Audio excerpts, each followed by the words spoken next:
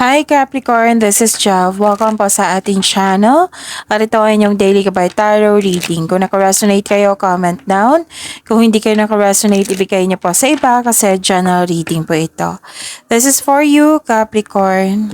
Kung may narinig kayong ingay ha, maingay po yung mga palaka po kasi malakas ang ulan po kanina. So, pasensya na po sa ingay.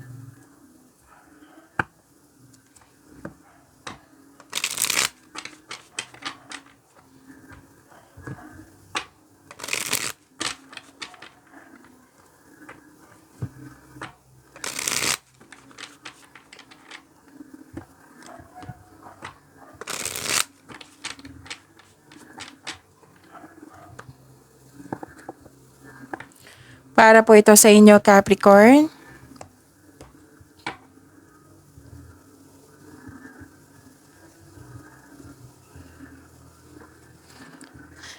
Maraming salamat po sa inyong patuloy na suporta at maraming salamat din po sa mga hindi nag-skip ng ads. Gamitin ang reading na ito bilang gabay lamang sa mga hindi pa nag-subscribe, subscribe na po kayo at click bell notification para malaman nyo na may bago tayong video.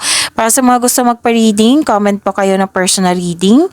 Again, comment kayo ng personal reading and check my reply sa comment section. Mga ganap po para kay Capricorn, I need 3 cards po.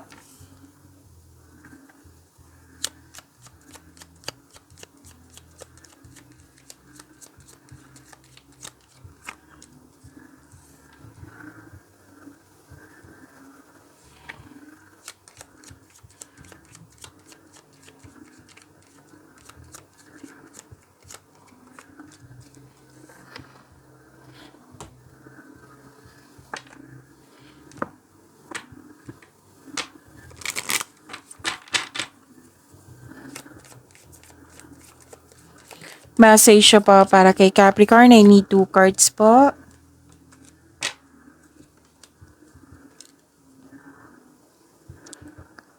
Capricorn, nag-alala kayo dito or nalungkot kasi may loss of connection or loss of things or loss of opportunity. Nung isang araw pa to, oo, napansin ko sa inyo, Capricorn. So, sana'y ma-overcome nyo yan.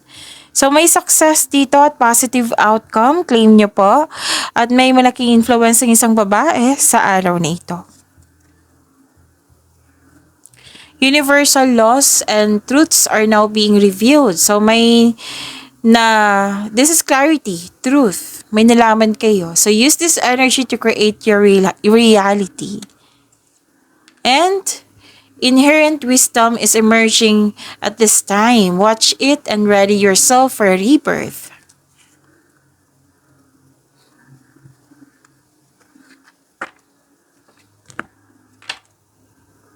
So, kunin ko na to.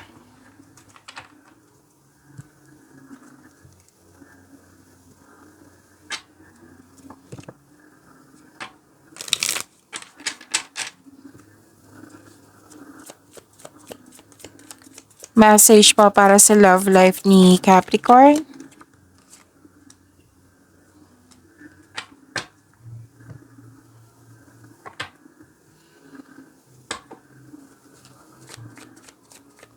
Energy po ni Capricorn.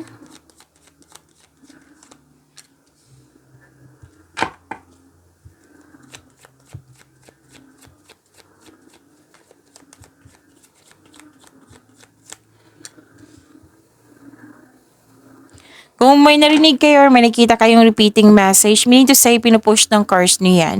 Like for example, nanood kayo ngayon ng inyong video reading sa May 25 and May 26. Tapos may napansin kayo na repeating message. Yan po yung pinupush ng cards nyo na kailangan yung bigyan ng atensyon, solusyon, at aksyon kung maaari po. So ano yung energy ni Capricorn?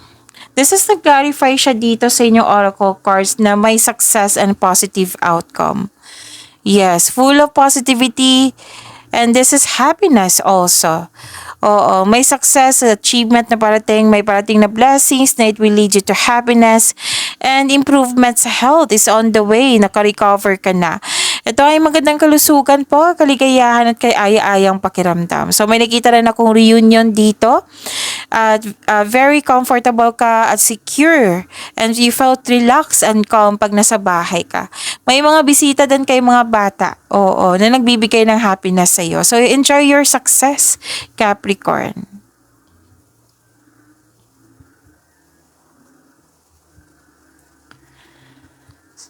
This is new beginning, nagkaroon ng freedom, new journey, may potential na maging success din.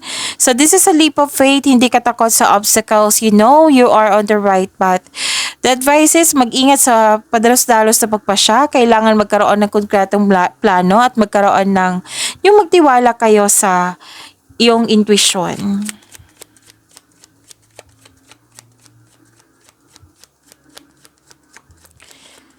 Career and money ni Capricorn.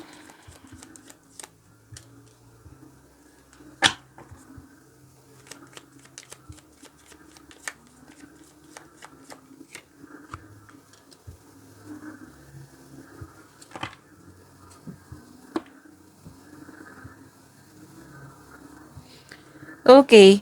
So this is, ayaw nyo na mag-overthink. Nag-decide kayo ngayon na ayaw nyo na mag-overthink, kinakaya nyo ang sitwasyon. Kasi nga, sabi ko sa inyo kanina na may nakita kong pag-alala, worried kayo, or nagkaroon ng anxiety. Oo, sa inyong career and money. Pero now, nag-decide kayo na tulungan yung sarili mo na ayaw nyo na mag-overthink, kinakaya nyo ang sitwasyon.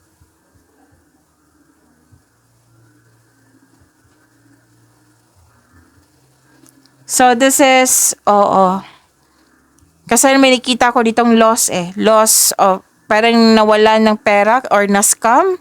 Parang may nalampasan na opportunity na kailangan mo sana ngayon. Oo. So don't worry after nitong unos at nag-decide ka naman dito na ayaw nyo na mag-overthink. So may parating na new direction. Sa inyong career and money. So this is your career and money's message. Resources. Be grateful for what you have and save something for the future. Use wisely and as needed. So, maaaring nakatanggap kayo ng pera po. Tapos, mag-save po daw kayo, sabi po ng card.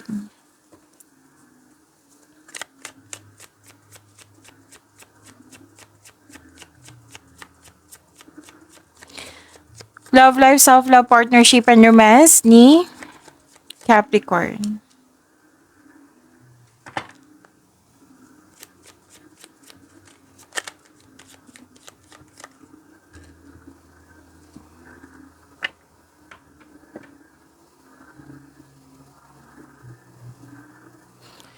May nakita talaga ako ditong nag-focus kayo sa kulang nyo po, yung wala sa inyo.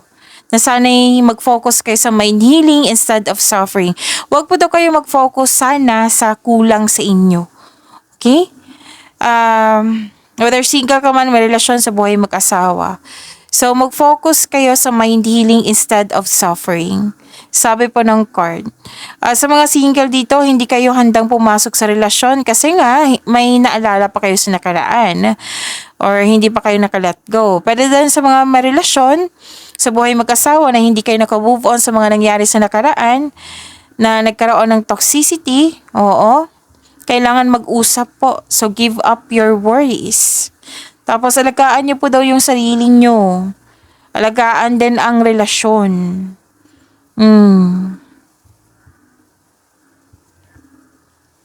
Okay, so yun. What is the message? Balance. There needs to be a healthy balance of physical, emotional, and spiritual intimacy for a relationship to be sustainable. Kasi nga, may sabi dito na kailangan alagaan ang relasyon, maging balance ang emotion, alagaan din ang sarili. Oo. So, this is a healthy balance. Okay, so pag-imanin niyo po yung blessings na binigay sa inyo, Capricorn. See you tomorrow. Maraming salamat po.